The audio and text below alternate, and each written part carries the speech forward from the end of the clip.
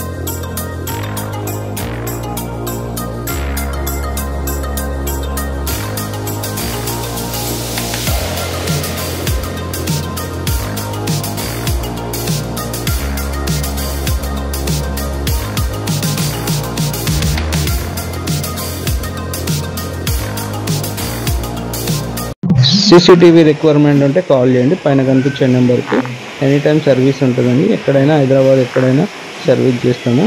ఈ వీడియో మీకు నచ్చినట్లయితే లైక్, షేర్, సబ్స్క్రైబ్.